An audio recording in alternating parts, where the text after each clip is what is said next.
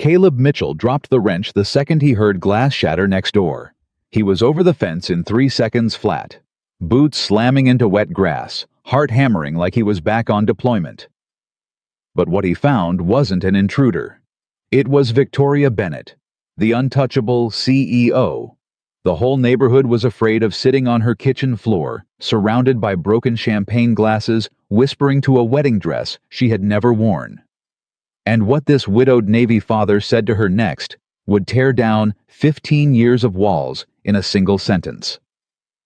Before we begin, tell me in the comments what city you're watching from so I can see how far this story travels. And if you believe broken people can still find love, subscribe and stay with me all the way to the end. Caleb Mitchell had a rule, and the rule was simple. You do not knock on that woman's door. Every man on the street knew it. You waved at Victoria Bennett from a safe distance. You admired the black car that pulled out of her driveway at 5:40 every morning. You did not under any circumstances try to talk to her. So when he heard the crash come through her kitchen window that night, Caleb told himself the same thing he'd been telling himself for 2 years. Not your business, Mitchell. He picked the wrench back up. He was under the hood of an old truck he'd been fixing in the driveway, and he had exactly 1 hour before Lily's bedtime, and 100 better things to do than get involved with a stranger who had never once said good evening to him. Then he heard the second sound. It wasn't glass. It was a person. A short, sharp sound, the kind a man makes when he's been hit in the chest and doesn't want anyone to know how bad it is. Caleb had made that sound himself on a bathroom floor 5 years ago, holding a folded flag he was never supposed to receive.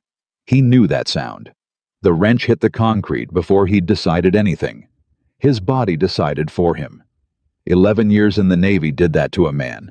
It took the argument out of your legs and just moved you. He was over the low fence and across her yard before his brain caught up, and only when he reached her back door did the rule come flooding back. You do not knock on that woman's door. His fist was already raised. He knocked anyway. Ms. Bennett? Nothing. Ms. Bennett, it's Caleb, from next door.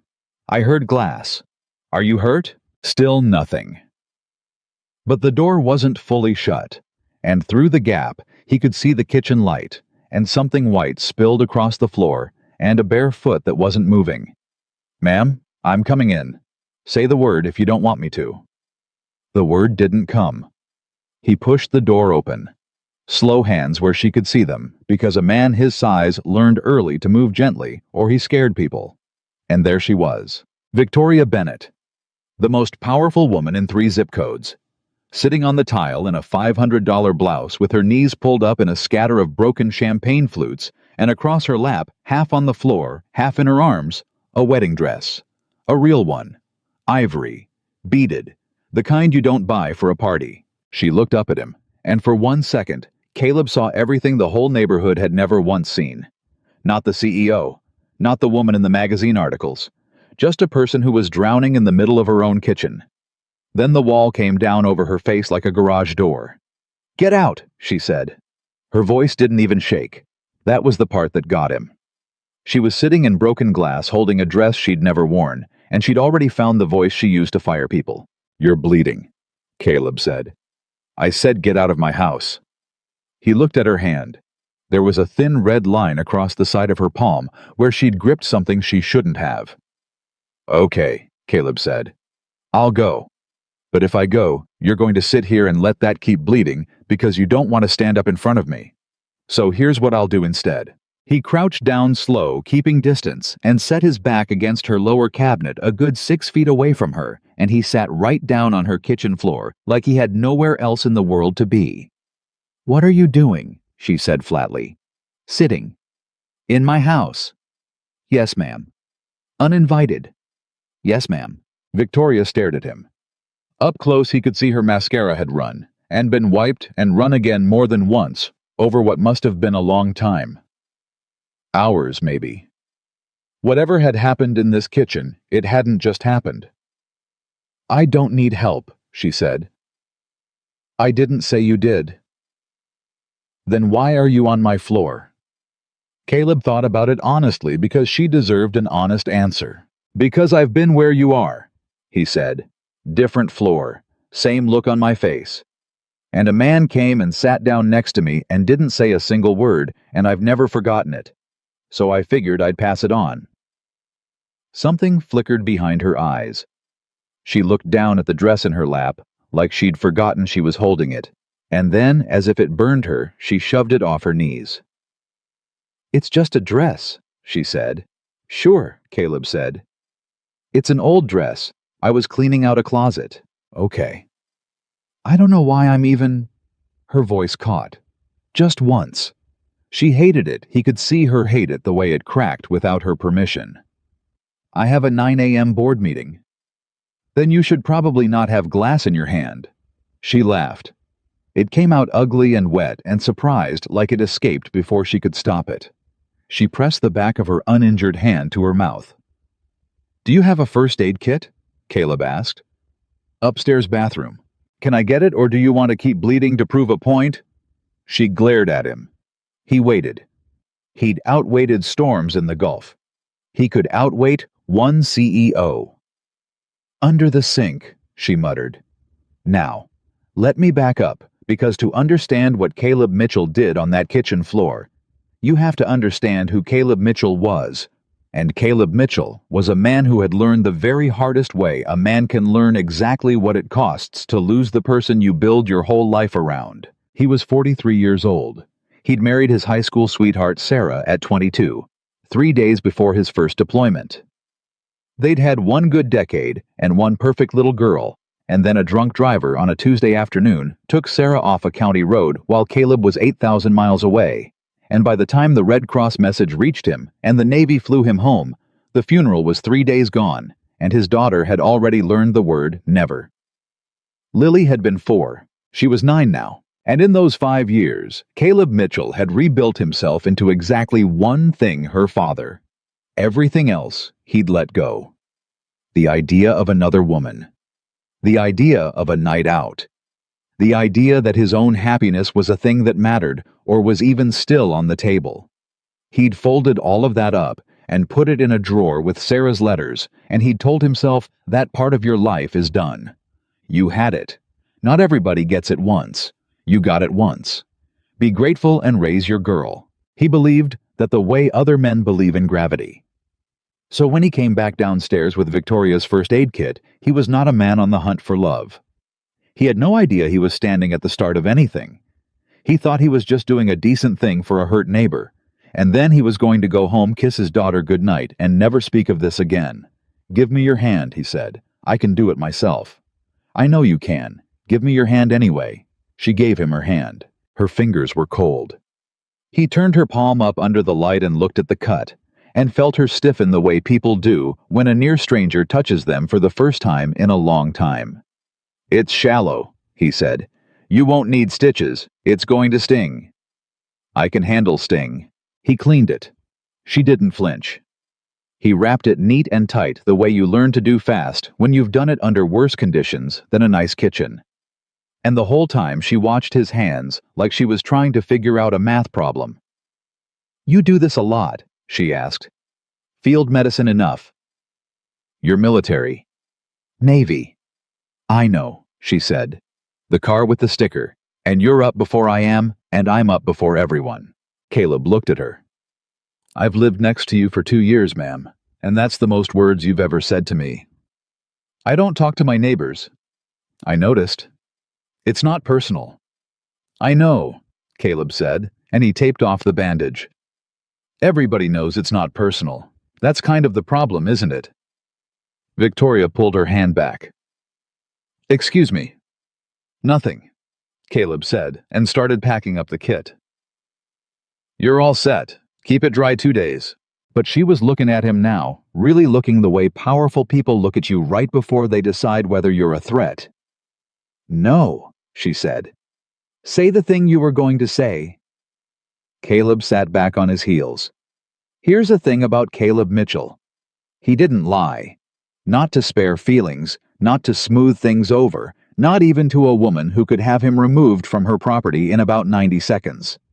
Sarah used to call it his best quality, and his worst one usually in the same fight. I was going to say, Caleb said that it's real easy to tell yourself you're keeping to yourself because you're busy, or private, or important. And maybe you are all three. But I've been the guy who cut himself off from every living soul because it hurt less than letting anybody close. And it doesn't hurt less. It just hurts quieter. And you get real good at pretending quiet is the same as fine.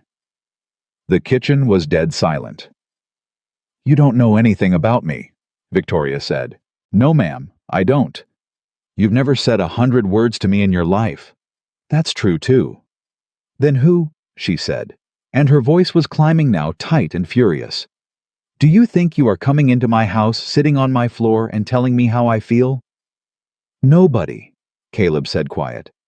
"I'm nobody. I'm the guy next door who fixes trucks and heard glass break and got scared for you. That's all I am. And that got scared for you." That was the sentence that did something to Victoria Bennett's face that 15 years of walls hadn't been built to handle. Because nobody got scared for Victoria. People were scared of her. People wanted things from her. Her board wanted quarterly numbers. Her investors wanted returns. Her employees wanted raises. Her own mother wanted to know when Victoria was finally going to slow down and make her a grandmother, as if the last man hadn't taught Victoria exactly what happened when she opened her hands. But nobody, not in a very, very long time, had been afraid for her. Her eyes filled.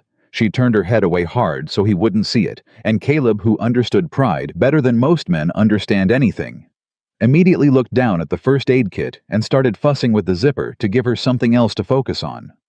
"You should go," she said to the wall. "Yeah," Caleb said. "I should." He stood. His knees popped. He was 43 and floors were floors. He set the first aid kit on her counter up out of the broken glass. "I'll get a broom," he said. "You don't want to be walking around in this in the dark." "I have people who clean." "It's 9 at night." "I'll leave it till morning." "You'll cut your other hand." "Mr. Mitchell." "Caleb, I don't need you to sweep my floor." He'd already found the broom. It was in the little closet by the pantry, right where it would be in any house. Because for all her money, her house was still just a house, and Caleb had swept a lot of floors. "I know you don't need it," he said, and started sweeping. Nobody's ever needed anything. That's the whole story, isn't it? Everybody's fine. Everybody's got people. Everybody's real busy. Victoria watched this enormous man in an oil-stained t-shirt sweep up her broken champagne glasses in her own kitchen, and something in her chest that had been clenched like a fist for a very long time did something she couldn't afford for it to do. Not tonight. Not in front of a stranger. "Why did you have the champagne?" Caleb asked, not looking up. "What?" "The glasses. 2 of them looks like. You celebrating something?" There was a long pause. "No," Victoria said. "Okay. It's the—" She stopped. She hadn't said this out loud to a living human being. Not her assistant, not her sister, not her therapist, whom she paid $400 an hour specifically so she'd never have to. "It's the anniversary." Caleb kept sweeping slow and even. He didn't look up. He'd learned that too, that people can only say the true thing if you're not staring at them while they say it. "Of what?" he said, gentle, like it didn't matter, like he had all night. "I was supposed to get married," Victoria said. 15 years ago, today." The broom went still. "He left," she said. And now that it was moving, it just came flat and fast like water through a crack in a dam. 3 weeks before. Everything was paid for. The dress was made. My mother had flown in. And he sat me down at a restaurant in public so I couldn't make a scene, and he told me that being with me made him feel— her mouth twisted small. That I was too much. Too ambitious. That every time I wanted something, he lost a little piece of himself. And that he'd rather have a life than be married to my company. Caleb didn't say anything. He set the broom against the counter. "So I built the company," Victoria said. "I made it worth $90 million. And every single year on this day I take that stupid dress out of the closet and I pour 2 glasses of champagne, one for me and one for the woman I was supposed to be, and I drink both and I tell myself I won. That I got the last laugh. That he's out there somewhere with his life, and I'm here with my $90 million, and I won." She looked up at Caleb Mitchell, and her mascara was gone, and her voice finally broke all the way through. "And I don't feel like I won," she said. "I've never once felt like I won. I feel like the loneliest human being on this entire street. And tonight, I threw the glass across the room because I couldn't stand hearing myself say cheers to an empty kitchen one more year. That's what you heard. That's what scared you. A rich, successful 40-year-old woman having a tantrum on her own floor because a man she should have forgotten a decade ago still gets to decide every year that she doesn't deserve to be loved." The silence after that was enormous. And Caleb Mitchell, who did not lie, who had buried his wife and rebuilt his life brick by brick around a little girl, walked back across the kitchen. He didn't crowd her. He crouched down in front of her at eye-level, elbows on his knees, close enough that she couldn't look away, and far enough that she never felt trapped. "Can I tell you something?" he said, "that I've never told anybody." She wiped her face with the back of her bandaged hand. "Why would you tell me? You don't even know me." "That's exactly why," Caleb said. "You can't hurt me with it, and I can't hurt you. We're just two people on a floor." She didn't say yes, but she didn't say no. "My wife died 5 years ago," Caleb said. "Car wreck while I was overseas. I wasn't there.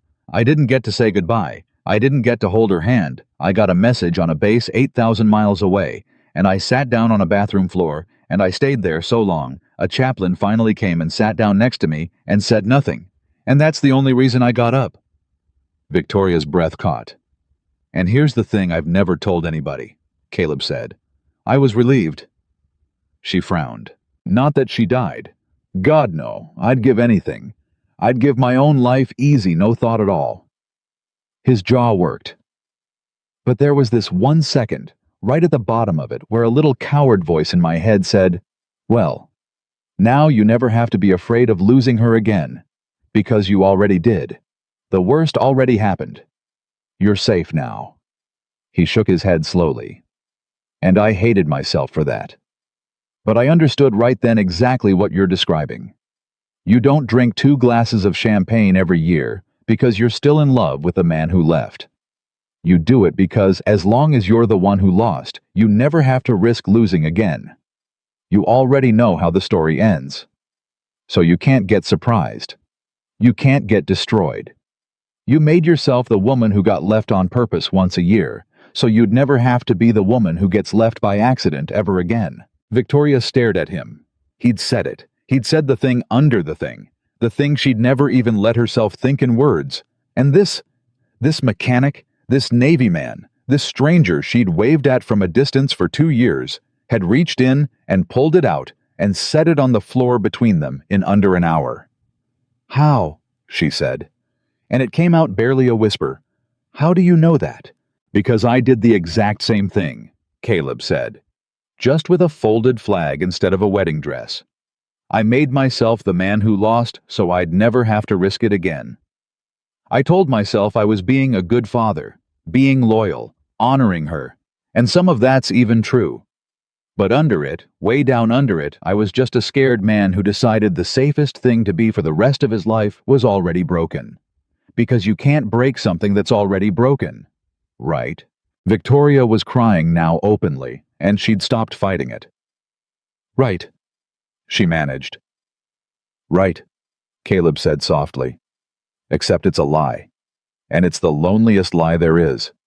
And you've been telling it to yourself for 15 years, and I've been telling it to myself for 5, and we've been living 40 feet apart the whole time, both of us convinced we're the only person on earth who feels like this."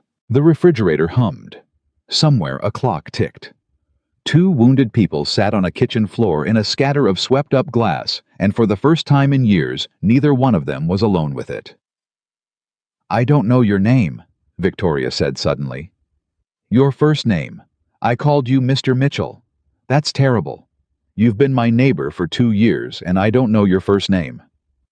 "Caleb." "Caleb." She tried it out. "I'm Victoria." "I know." He almost smiled. "Everybody knows." "That's the problem, isn't it?" she said, throwing his own words back at him, and this time there was the smallest, wateriest edge of humor in it. "Everybody knows Victoria Bennett. Nobody knows Victoria." "Yeah," Caleb said quietly. "That's exactly the problem." They sat with that. And then, because life is not a movie and hearts don't rebuild in a night, Victoria Bennett wiped her face and straightened her spine, and the garage door came halfway back down over her expression. Not all the way, but halfway, and she said, "You should go home. You have a daughter." "I do." "How old?" "9, Lily." Something crossed Victoria's face. "I've seen her. On her bike. She waves at me." A pause. "She's the only one on this street who does. Every single time. Even though I never wave back." "Yeah," Caleb said, standing. "That's Lily. She figures everybody's got a good day in them somewhere, you just have to catch 'em on it." He picked up the first aid kit and set it in her hands gently. "She'd tell you to wave back sometime, if you asked her." Victoria held the kit against her chest, like it was something more than a plastic box. "Caleb," she said, as he reached the door. He turned. "Why did you really come over here?" she asked. "Truthfully, not the neighbor thing. You said you have a rule. Everybody's got the rule about me. Don't knock on that woman's door. You broke your own rule tonight. Why?" And Caleb Mitchell stood in the doorway of a woman he'd never once spoken to before that night. And he told her the truth because it was the only thing he knew how to do. "Because I heard somebody make the sound I made on that bathroom floor," he said. "And 5 years too late, I finally got to be the guy who comes and sits down. That's it. That's the whole reason. I didn't do it for you, Victoria. Not really. I did it because there was a night nobody came for me until it was almost too late, and I've been carrying that around a long time, and tonight I finally got to set a little piece of it down." He nodded once. "Keep the hand dry. Good night." And he walked back across the wet grass over the low fence into his own yard, and Victoria Bennett stood in her doorway and watched the porch light go on next door, and watched through his front window a little girl in pajamas throw her arms around that big man's waist the second he came through the door. She stood there a long time. Inside Caleb's house, Lily Mitchell, 9 years old, missing a front tooth, wearing shark pajamas pulled back from the hug, and looked up at her father with the specific radar that children keep aimed at their surviving parent at all times. "Where'd you go?" she asked. "You were fixing the truck, and then you weren't."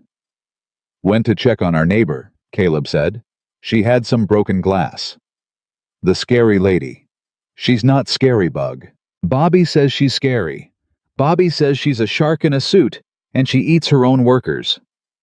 "Bobby," Caleb said, hanging his keys on the hook, "is 8, and thinks his own belly button is a mystery of the universe. The lady next door is not a shark. You know what she is." "What?" Caleb crouched down to his daughter's level, the same way he'd crouched down to Victoria's an hour before, because it turned out he was a man who spent a lot of his life getting down on the floor to be at eye level with people who were hurting. "She's sad," he said. Real sad. And she's been sad so long she forgot other people could tell. And you know what you did that whole time?" "What?" "You waved at her, every day, even when she never waved back." Lily made a face. "She never waves back." "I know." "That's kind of rude." "It is," Caleb agreed. "But here's the thing I want you to remember because it's important, and your mama would have wanted you to know it." He tucked a piece of hair behind her ear. "Some people don't wave back because they're rude. And some people don't wave back because they don't think they're allowed to. They think if they wave, you'll figure out they need something, and needing something scares them worse than being alone. Now you can't always tell which kind is which. So you know what you do." "What?" "You keep waving," Caleb said. "You wave at everybody every day, and you let them figure out what to do with it. Because a wave doesn't cost you a thing, and you never ever know which lonely person on the street was one wave away from a better day." Lily thought about this with the total seriousness of a 9-year-old. "Did she wave back today?" she asked. Caleb thought about the woman on the floor. About nobody's ever gotten scared for me. About the wedding dress, and the 2 glasses of champagne, and 15 years. "Not yet," he said. "But I think she might one of these days. I think today might have knocked something loose." "Good," Lily said, satisfied, and yawned enormously. "'Cause I'm gonna keep waving until she does. I already decided." "That's my girl," Caleb said, and his voice did something in the middle of it, because sometimes his daughter said a thing so much like her mother that it took the wind clean out of him. "Come on, teeth, bed."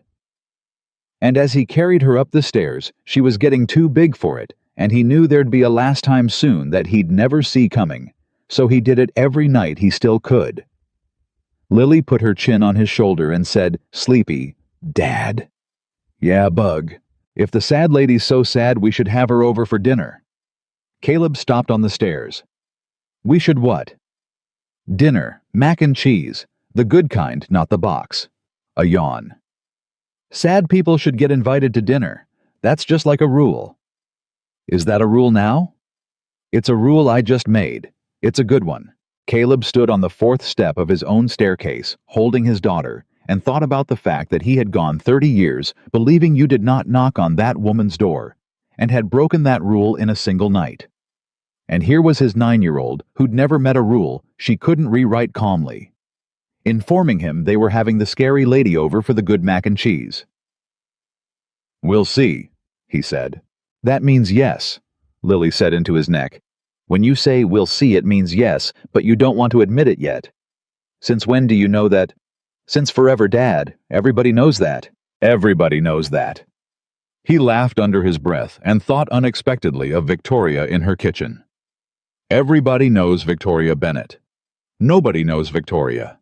And something turned over in his chest that he hadn't let turn over in 5 years. Not attraction. Nothing so simple as that. Just recognition. The strange warm ache of seeing another human being clearly and being seen back and realizing you were both so much more alike than either of you would ever have guessed from 40 feet away. He put Lily to bed. He listened to her breathing go slow and even. He stood in the doorway of her room, the way he did every single night, counting her breaths, the way he'd learned to when she was a colicky baby and Sarah was too exhausted to stand, and he made the same silent promise he made every night. "I've got her, Sarah. I've got her. You don't have to worry. I've got her." But tonight, for the first time in 5 years, a second thought came in right behind the first one unbidden, and it frightened him a little because it was a thought about himself, and he had trained himself for half a decade not to have thoughts about himself. The thought was, "And who's got you?" He stood in the dark and let it sit there. He didn't answer it. He didn't know how. Next door, Victoria Bennett had not moved from her doorway. She was still holding the first aid kit against her chest. The wedding dress was still on the kitchen floor behind her in a heap where she'd shoved it, and for the first time in 15 years, she looked at it and felt not the sharp, familiar, almost comforting grief she took out and polished every year on this date. She felt embarrassed for it, for the ritual, for the 2 glasses, for the woman who thought pouring champagne for her own imaginary self was the same thing as healing. For 15 years of I won, said to an empty room when a man she'd never spoken to had walked in and diagnosed the whole sad machinery of it in under an hour, because he'd built the exact same machine himself out of a folded flag. You made yourself the woman who got left on purpose once a year, so you'd never have to be the woman who gets left by accident ever again. She should have thrown him out for saying it. Any other night, any other man she would have. She had built an empire on the ability to end a conversation the second it got too close. But she hadn't thrown him out. She'd told him things she'd never told her own mother. Victoria walked back into her kitchen. She picked up the wedding dress off the floor. She held it up in the light the way she did every year, and every year for 15 years. She had looked at it and seen the wedding. She didn't get the man who left the humiliation, the small he'd made her feel. Tonight she looked at it, and for one single unfamiliar second, she saw a dress. Just a dress. Beautiful, actually. Ivory. Beaded. Somebody had made it by hand for a happy occasion, and it had spent 15 years absorbing one woman's misery in a dark closet, and none of that was the dress's fault. "I think it would look even more beautiful on you." She didn't know why that sentence came into her head. He hadn't said it. He'd said 100 other things, but he hadn't said that. And yet somehow, standing in her kitchen at 10 o'clock at night, holding a wedding dress with a bandaged hand, Victoria Bennett had the strangest, most inconvenient feeling that a version of her life she had declared closed permanently. No exceptions had just had.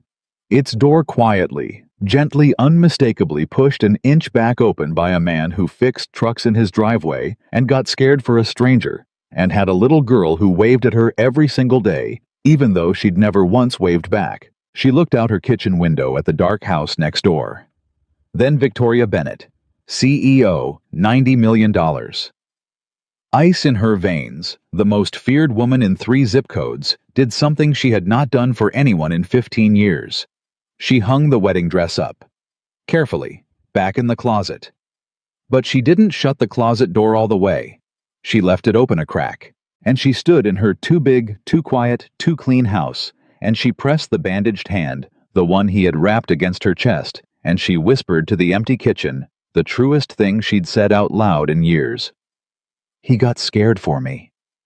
And for the first time in a very, very long time, the empty kitchen did not feel like a victory.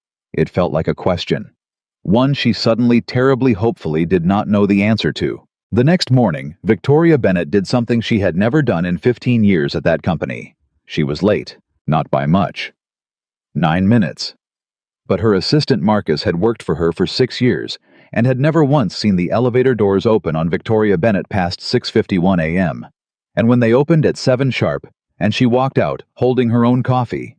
She never held her own coffee. That was his job. That was the whole point of him. With a bandage on her right hand, Marcus nearly dropped his tablet. "You're hurt," he said. "I'm fine. Should I move the 9 o'clock? No. Your hand." "Marcus," Victoria said. And she didn't say it sharp, which was itself alarming. "I'm fine. It's a scratch. Get me the Halloran numbers before the board comes in." She walked into her office. She sat down at the desk that overlooked the whole city, and she did not open the Halloran numbers. Instead, she sat there holding her own coffee, looking at the bandage on her hand, which had been wrapped by a man named Caleb in her kitchen at 9 o'clock the night before, and she thought about the fact that she had gone to bed at 10:30 and actually slept straight through. No pill for the first time she could remember. She'd woken up, and her first thought hadn't been the board or Halloran or the quarterly numbers. Her first thought had been, I wonder if he got Lily to school okay, which was insane. She'd met the man for 1 hour. She didn't know Lily. She knew a little girl on a bike who waved. She had no business having a first thought that was about a Navy officer and his daughter and whether the morning had gone smoothly next door. And yet, her intercom buzzed. "Board's assembled in the big room whenever you're ready," Marcus said.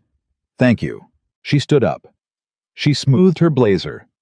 She looked at the bandage one more time, and then she pulled her sleeve down over it and she walked into the boardroom and was Victoria Bennett for the next 3 hours. Ice and steel and a mind like a scalpel. And closed a deal worth $11 million, and not one person in that room had the slightest idea that the woman running the meeting had spent the night before crying on her kitchen floor in a wedding dress. That was the thing about Victoria. She could compartmentalize a hurricane. But the compartment wasn't holding the way it used to. Meanwhile, 40 feet and a whole different universe away, Caleb Mitchell was having a considerably less glamorous morning, which mostly consisted of trying to convince a 9-year-old that a granola bar and a banana was in fact breakfast. "That's not breakfast, that's a snack," Lily informed him, arms crossed. "It's a breakfast snack. That's not a real thing. It's a real thing in this house because we are running 11 minutes behind, and whose fault is that?" "Yours. You slept in." "I did not sleep in." "You slept in 'cause you were at the sad lady's house being a hero." Caleb, buttering the granola bar's dignity by putting it on an actual plate, stopped. "How do you know I was being a hero?" "'Cause that's what you do," Lily said like it was the most obvious thing in the world, hopping up onto the kitchen stool. "You fix stuff, trucks, and people. Bobby's dad just yells at the TV. You fix people." She took a bite of banana. "Did you fix her?" Caleb sat down across from his daughter and thought about how to answer that honestly, because he'd decided a long time ago, standing at Sarah's grave with a 4-year-old who kept asking when Mommy was coming back, that he would never lie to this child. Soften yes. Lie no. "You can't fix a person, Bug," he said. "People aren't trucks. A truck stays fixed. A person, you can only sit with them. Let them know they're not the only one. And then they've got to do most of the fixing themselves." Lily chewed on this. So, did you sit with her? I did. Was she still sad when you left? Little bit, but less. Then you did fix her. A little bit. Caleb smiled. Maybe a little bit. Are we still having her over for the good mac and cheese? Bug. You said we'll see. That means yes. It means we'll see. It means yes, Lily sang, sliding off the stool and grabbing her backpack. It means yes, it means yes, it means yes. Come on, I'm gonna be late. And it's not my fault, it's yours, 'cause you're a hero. And that more or less was how it went for a week. Caleb didn't go back over. That was important to him, and he'd have had a hard time explaining exactly why, except that a man who spends his whole life being careful about how his size lands in a room learns to be even more careful about how his presence lands in a heart. He'd broken his own rule once, for a real reason, on a real bad night. He wasn't going to make a habit of it. The last thing a woman who'd been made to feel small and needed by the wrong man needed was the guy next door deciding he was her project. So he waved when he saw her. That was it. He'd be out in the driveway with the truck, and her black car would pull out at 5:40, and he'd lift a hand. And the first morning she didn't wave back. Same as always. The second morning she didn't either. But the car slowed. Just a hair. Just enough that he noticed. The third morning, Victoria Bennett rolled her window down at the end of her driveway and said across 20 feet of pavement in the pre-dawn dark, "How's the hand supposed to look yours, I mean? When you wrap one, is it supposed to still be sore?" Caleb wiped his hands on a rag and walked over. 3-4 days of sore is normal. Let me see it. She held her hand out the car window.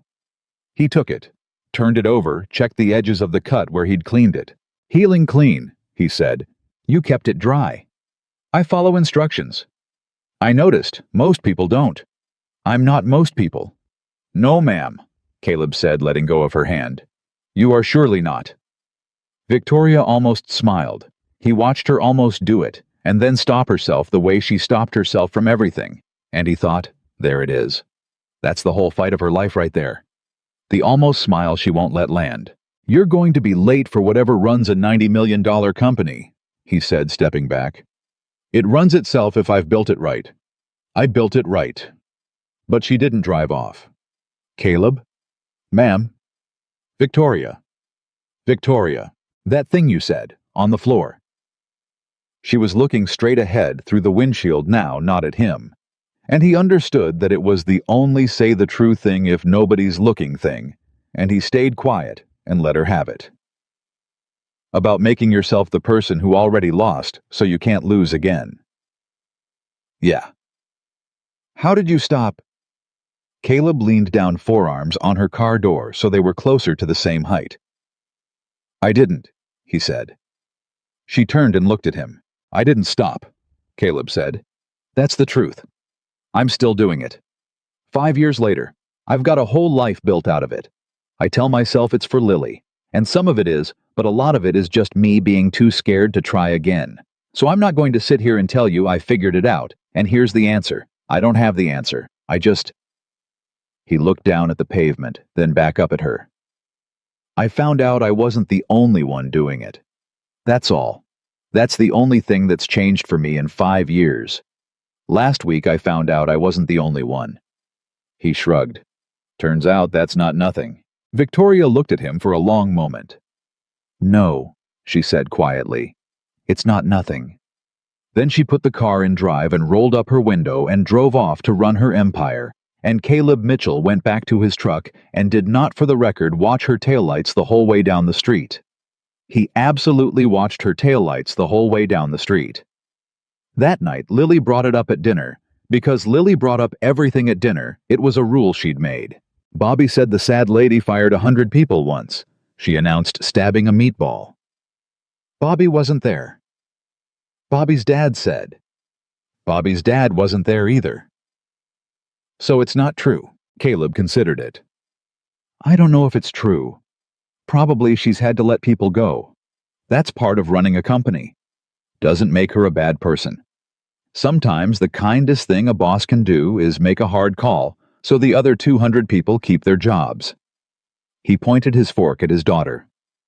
You want to know if somebody's a good person? Don't ask what hard thing they did. Ask how they did it.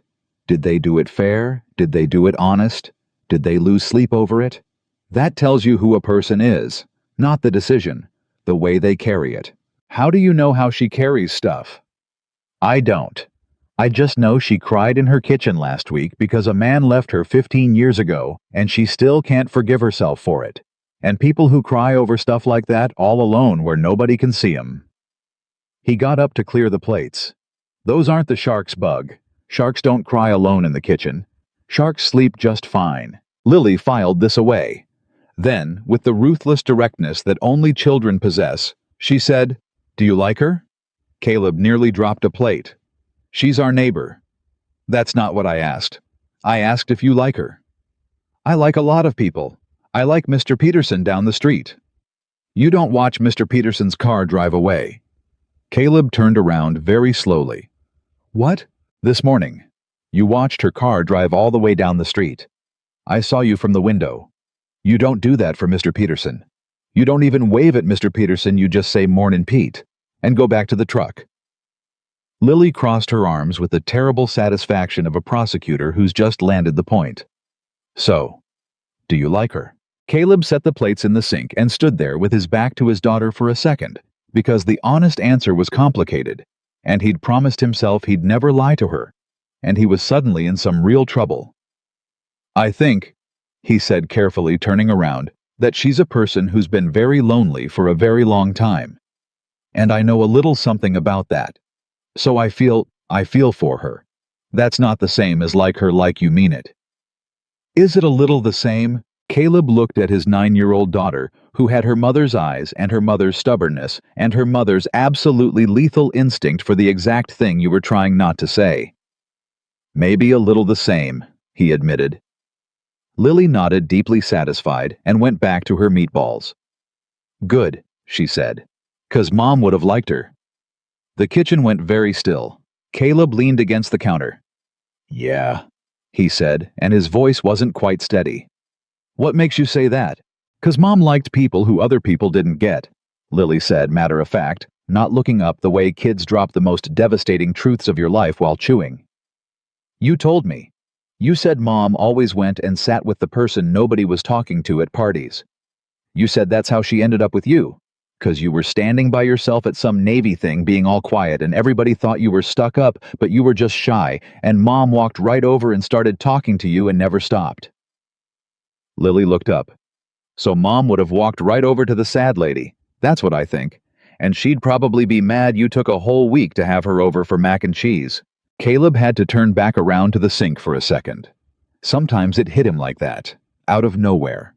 His daughter, 9 years old, holding up a mirror to a marriage she was too young to remember, and getting it exactly right because he'd told her the stories, because he'd made sure she'd know who her mother was, even if she couldn't remember her, and now those stories were coming back around and pointing him somewhere he wasn't sure he was ready to go. "You okay, Dad?" "I'm okay, Bug." "You're doing the thing where you look at the sink." "I like the sink. It's a good sink." "You look at the sink when you're missing Mom." Caleb turned around and his eyes were wet, and he didn't hide it because that was another rule he'd made. He'd let her see him miss her mother, so she'd know missing somebody wasn't weakness, so she'd never be ashamed of her own grief the way men his age had been taught to be ashamed of theirs. "Yeah?" he said. "I'm missing Mom a little right now. You said something that sounded just like her." Lily got up from the table, walked over and hugged him around the middle, and Caleb put his hand on the back of her head, and they stood there for a second, the two of them, the whole family there was. "It's okay to like the sad lady, Dad," Lily said into his shirt. "I already decided it's okay, and I'm usually right." "You're usually right," Caleb agreed thick. "So we're having her over." Caleb laughed wetly. "We're having her over." Which is how 3 days later, Caleb Mitchell found himself standing on Victoria Bennett's porch at 6 in the evening, freshly showered in the one-collared shirt he owned that didn't have a stain on it, feeling roughly like he was 17 years old and about to ask a girl to a dance holding a note in his daughter's handwriting that he had been strictly forbidden from paraphrasing. He knocked. It took a minute. Then the door opened and Victoria stood there, in what were clearly her at-home clothes. Soft gray, no blazer hair down, and Caleb had a small crisis about how different she looked without the armor and shoved it down hard. "Caleb," she said, surprised. "Is everything—" "Everybody's fine, nobody's bleeding." He held up the note. "I've been given something to deliver, and I'm under strict orders not to change a single word, so bear with me." Victoria's eyebrow went up. Caleb cleared his throat and read in the flat voice of a man reading his kid's exact handwriting. "Dear sad lady, my name is Lily. I am 9. I wave at you every day, and you never wave back. But that is okay. I know why now. My dad says you are lonely, and Mom always said lonely people should get invited to dinner, so I am inviting you to dinner. We are having the good mac and cheese, not the box kind. It is Friday at 6. You have to come. My dad thinks he can say no for you, but he can't because I already decided. From Lily. P.S. You can wave back whenever you are ready. There is no rush." There was a silence. Caleb looked up. Victoria Bennett, CEO, $90 million, closed an $11 million deal that week without breaking a sweat, was standing in her doorway with her hand pressed over her mouth and tears standing in her eyes. "She wrote that," Victoria said. "Every word. I wasn't allowed to fix the part where she calls you sad lady. I tried. I was overruled." "She wrote—" Victoria's voice failed. She started over. "She calls me the sad lady. I'm real sorry about that. No." Victoria wiped her eyes fast, the practiced way, the way she'd cried in boardroom bathrooms for 15 years, and walked back out fine. "No, don't. She's right. That's the thing. She's right. Everyone else calls me the shark, or the ice queen, or Ms. Bennett with that little tone. And your 9-year-old took one look at me and got it exactly right. I'm not scary. I'm just sad." She laughed shaky. "God, I've paid a therapist $400 an hour for 3 years, and your daughter figured it out from a bicycle. Kids see straight through the paint," Caleb said. "It's their superpower. They lose it around 13, so enjoy it while it's aimed at somebody else." Victoria looked at the note again, at the crayon-adjacent handwriting, at "There is no rush." "I don't cook," she said suddenly like a confession. "I want to come. I'm Caleb, I want to come. I can't remember the last time somebody invited me to something that wasn't a fundraiser or a merger. But I don't cook. I can't bring anything. I'll be useless. I don't know how to be at a family dinner. I haven't been at a family dinner in—" She stopped. "My family stopped inviting me, years ago. They said I made everyone feel like they were being audited." Caleb absorbed that. "You don't have to bring anything," he said. "And you don't have to know how to do it. Nobody does. You just show up, and you let a 9-year-old boss you around for 2 hours, and you eat mac and cheese and you go home. That's the whole thing. There's no version of it you can fail." "What if I—" "Victoria." Caleb said it gently but firm, the voice he used to end a spiral before it built up speed. "It's mac and cheese, not a merger. There's no wrong way to eat mac and cheese with people who are glad you came." She stared at him. "People who are glad I came." She repeated like the words were foreign. "Yeah," Caleb said. "That's us. That's what we are. We're the people who are glad you came." He tucked the note into her hand, the way he'd handed her the first aid kit. "Friday, 6. And she means it about the wave, by the way. No rush. But she is keeping score." And he walked back across the grass over the fence home, and Victoria Bennett stood in her doorway, holding a 9-year-old's crayon invitation to the first family dinner she'd been asked to in a decade, and she read it 4 more times before she went inside. Friday came. Victoria Bennett, who had eaten dinner with senators and venture capitalists and a sitting governor, stood in her enormous closet for 45 minutes, trying to figure out what a person wears to mac and cheese next door. And it was without exaggeration more stressful than any board meeting she had chaired in her life. Everything she owned said, "I am here to win." She didn't own a single thing that said, "I am here to be a person." She finally settled on jeans she'd bought 2 years ago and never worn, and a soft sweater, and she looked at herself in the mirror and did not recognize the woman looking back, and she almost canceled. Then she looked at the note on her counter. "There is no rush, but you have to come." She went. She stood on Caleb's porch at 6:01. She'd made herself wait 1 minute so she wouldn't be early, which was its own small torture for a woman who was never late. And she raised her hand to knock, and the door flew open before she touched it. And there was Lily missing a front tooth in a shirt with a shark on it, of all things, looking up at her, with the frank appraisal of a customs officer. "You came," Lily said. "You said I had to." "I did say that." Lily looked her up and down. "You look normal. I thought you'd be all fancy. Bobby said you'd show up in a suit." "Bobby," Victoria said, "seems to have a lot of opinions. Bobby's an idiot," Lily said cheerfully, and Victoria Bennett laughed a real one out loud, surprised out of her, and from the kitchen, Caleb called, "Language," without any real heat, and Lily grabbed Victoria's hand, just took it, the way children do, no permission asked, and towed her inside. "Come on, you have to see everything. That's the couch. That's the TV. We're not allowed to have it on at dinner. It's a rule. That's a picture of my mom. She died. It's okay, you can look at it. Everybody looks at it. That's Dad. He's making the mac and cheese. It takes forever because he does it the real way. Do you want to help? You have to help. Everybody helps. It's a rule." And Victoria, who had walked in, braced for an evening. She'd have to survive, found herself standing in a small warm kitchen, being handed a wooden spoon by a 9-year-old and told to stir the cheese sauce so it didn't clump, and she looked over the top of Lily's head at Caleb, a little helpless, a little overwhelmed, and Caleb looked back at her and just smiled. Easy. Like she belonged there. Like it was the most natural thing in the world that Victoria Bennett was standing in his kitchen stirring cheese sauce. "You're doing great," he said. "I've closed $100 million in deals," Victoria said. "This is more stressful than all of them combined." "Yeah," Caleb said. "That's 'cause the deals don't matter and this does.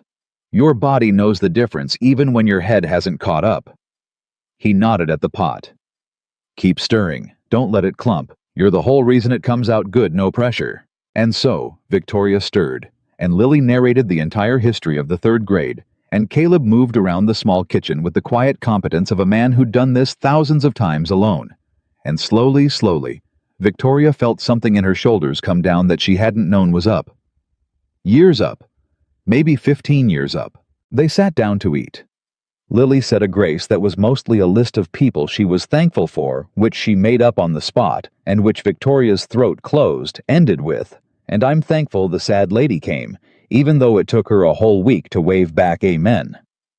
"I didn't wave back," Victoria said quietly when Lily reached for the mac and cheese.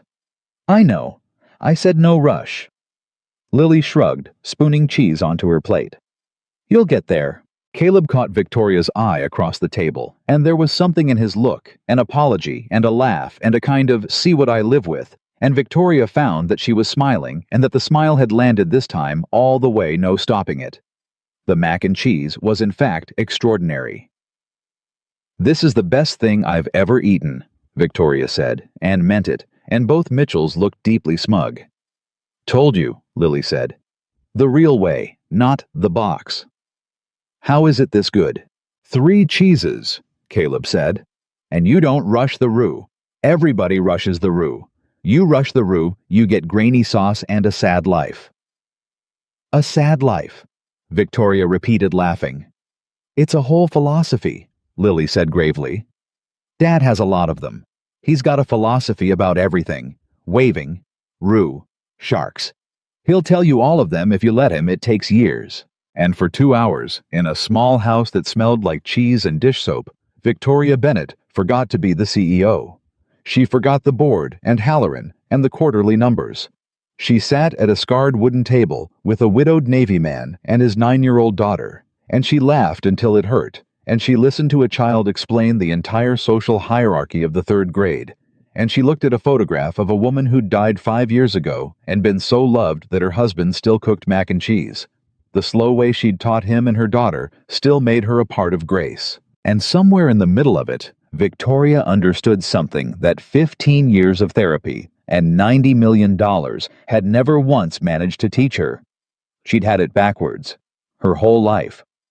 She'd thought the thing that made you safe was the thing you built the company. The money, the walls, the $90 million stacked between her and ever being made to feel small again. She'd thought safety was a fortress. But this man had lost the most important person in his life. He'd had the worst thing happen. And he wasn't in a fortress. He was in a small house with a leaky sink and a 9-year-old and a photograph on the wall. And he was in every way that Victoria had forgotten how to measure richer than she was richer than she'd ever been. Because he'd figured out that safety wasn't a wall you built. It was a table you set. And people you let sit at it. "You're quiet," Caleb said, when Lily had gone to wrestle with her homework, and it was just the two of them clearing plates. "I'm thinking." "Dangerous." "I'm thinking," Victoria said, drying a plate he handed her, "that I've spent 15 years believing that the man who left me took something from me. My chance, my whatever it was. That he broke something and it stayed broke." She set the plate down. "And I sat at your table tonight and watched a man who lost his wife still have more than I've ever had, and I realized he didn't take anything from me, Caleb. I gave it away. I've been giving it away myself every single day for 15 years and blaming him for it. He left once. I've been leaving myself every day since." Caleb stopped drying. "That's about the wisest thing I ever heard anybody say at my kitchen sink," he said quietly. "Your daughter figured it out from a bike. I figured it out from mac and cheese. We're not so smart, are we?" "Nah," Caleb said, smiling. "We're just slow, but we get there." He handed her the last plate. "No rush." And Victoria Bennett dried the last plate in a Navy man's kitchen and looked at him and felt the door in her chest that she'd left open a crack 15 days ago swing open a little wider, and for once in her careful armored $90 million life, she did not reach out to close it. She left it open. She waved back on a Tuesday. It was 3 weeks after the mac and cheese and Caleb was out in the driveway at 5:39, and the black car pulled out the way it always did, and he lifted his hand the way he always did. And Victoria Bennett rolled down her window and waved back. It was such a small thing. A hand out a car window in the gray light before dawn. But Caleb stood there in his driveway, holding a wrench, and something went warm and enormous in his chest, and he thought about a 9-year-old who'd waved at a lonely woman every single day for 2 years and never once gotten anything back, and he thought, "Wait till I tell her." "She waved back," he announced at breakfast. Lily froze with a spoon halfway to her mouth. She waved back. This morning, out the window, full wave. A full wave or a little wave? Full wave, whole hand. Lily set her spoon down with the gravity of a general receiving news from the front. 2 years, she said. 2 years I've been waving at that lady. 2 years. She shook her head. "I never gave up, though. That's the thing. You gotta never give up on the wave." She pointed her spoon at her father. "That's a philosophy. You can have that one." "I'll take it," Caleb said. And that was how it went through that fall and into the winter. Small things, a wave at a time.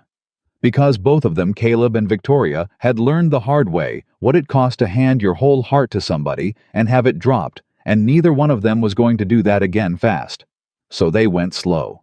They went so slow, it would have driven a younger couple insane. But they weren't young, and they weren't in a hurry, and they'd both spent enough years alone to know that the thing worth having was worth taking your time over. Victoria started leaving coffee. That was how it began, the real thing underneath the waves. Caleb had a shift that started at 4:30 in the morning twice a week, brutal early, and one of those mornings he came out to the truck in the dark, and there was a travel mug sitting on his hood. Still hot. Good coffee, better than his, with a sticky note on it in handwriting he'd already learned to recognize from a crayon invitation's worth of corrections. The note said, "You mentioned the 4:30 shifts. Figured a Navy man deserves better than gas station coffee. V." Caleb stood in the dark holding the mug and grinned like a fool. He texted her they'd exchanged numbers finally, after the mac and cheese mostly, so she could get Lily's schedule for the time she offered to help, and he wrote, "You didn't have to do that." And she wrote back at 4:15 in the morning because of course she was awake, I know. That's the point. Nobody has to do anything. I did it anyway. Drink your coffee, sailor. Caleb read that text 4 times and drove to base smiling. And so it built. He started helping Lily with homework at Victoria's kitchen table on the nights Victoria worked late because it turned out a woman who ran a technology company was extremely good at fourth-grade math, and Lily, who'd been struggling with fractions, suddenly wasn't, because Victoria explained them like a business. "Okay, you've got a pizza and 8 investors. How much does everybody get?" And something about that clicked in Lily's head that a whole year of worksheets hadn't. "She's good at explaining stuff," Lily reported. "She doesn't do the baby voice. Teachers do the baby voice. She just talks to you like you're smart." "She thinks you're smart." "I know. She told me. She said I ask good questions." Lily said this with enormous pride. She said asking good questions is worth more than knowing answers. That's a philosophy. Hers, not yours. "She's got philosophies too now, huh?" "She's got a lot of them," Lily said. "You guys are the same like that. You should hear yourselves. It's like you both read the same book but never told each other." Caleb, who did not have a response to that, changed the subject. They talked. That was the real thing that was happening under the coffee and the homework and the waves. They talked the way two people talk when they've both been alone so long that having someone who actually listens feels like the first drink of water after a long march. They talked on Victoria's porch after Lily was in bed, and the baby monitor app was on Caleb's phone. They talked about Sarah, which Caleb hadn't done with anyone.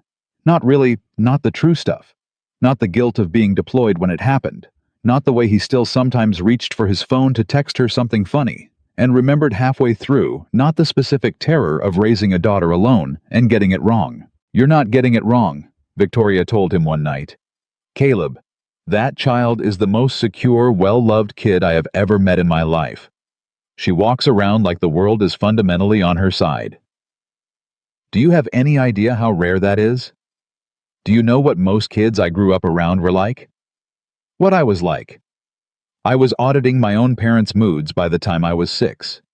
That kid has never audited anything in her life because she has never once had to wonder if she's safe. You did that. You, alone, grieving, on deployment schedules. You built a child who feels safe. She'd looked at him hard. "So don't ever let me hear you say you're getting it wrong." Caleb hadn't been able to talk for a second. "Sarah would have," he started and stopped. "Sarah would have what?" "She would have liked you," Caleb said. "That's what Lily said weeks ago.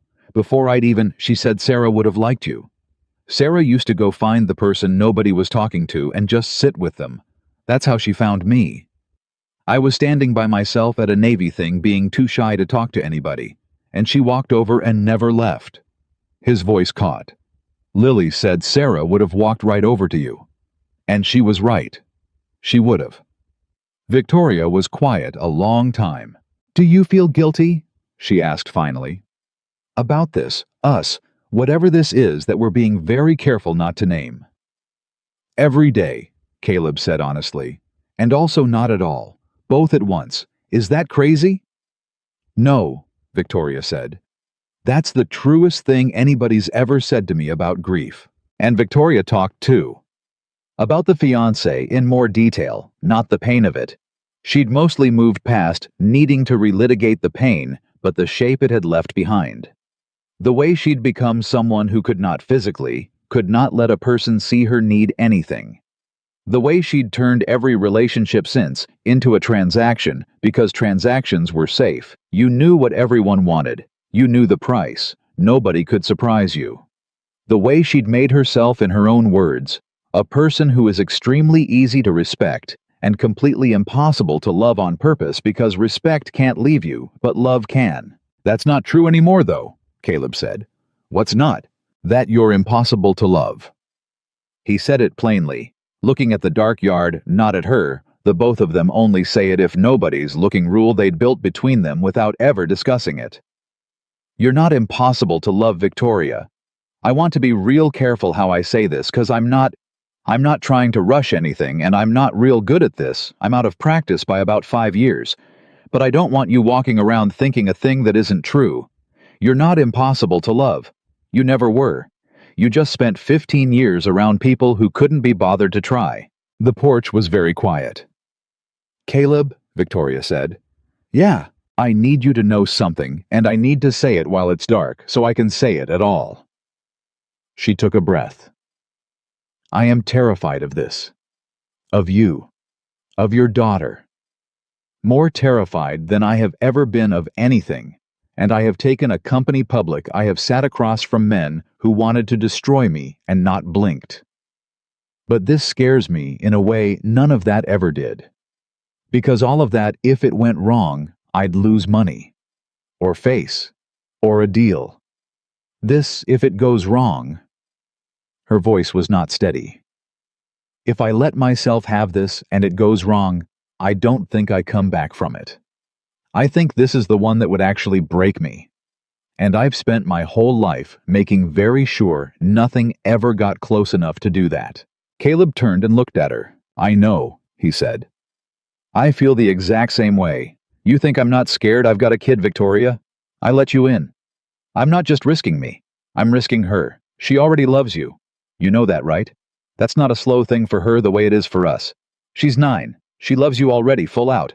No walls, 'cause she doesn't have any yet. So if this goes wrong, I don't just lose you. She loses you. And I already had to watch that little girl lose somebody she loved once. And I would sell my soul, I would give anything on this earth to never watch her go through that again. His jaw was tight. So don't think you're the only one lying awake terrified. We're both standing at the edge of the same cliff. The only question is whether we're going to keep standing here scared for the rest of our lives, or whether we're going to jump, Victoria said. I was going to say, hold hands and walk in slow, Caleb said. I'm 43. My jumping days are behind me. And Victoria laughed a startled, wet laugh. And in the dark on the porch, she reached over and put her hand in his, and Caleb Mitchell held the hand of Victoria Bennett for the first time on purpose, not to bandage it, not to check a cut, just to hold it. And neither one of them said another word for a long time, because there wasn't one that needed saying. It should have been the beginning, and it was. For a while that winter, it was the beginning of everything good. Victoria came to more dinners. She came to Lily's school play and sat next to Caleb and cried when Lily forgot a line and improvised her way through it, and afterward told Lily she'd been the best tree in the history of trees, and Lily, who had in fact been a tree, glowed for a week. Victoria learned the slow way to make the roux.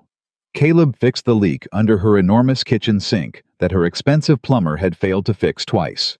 They were, without anyone saying the word, becoming a family. Slowly. Carefully. The way two people who've been burned learn to trust a stove again.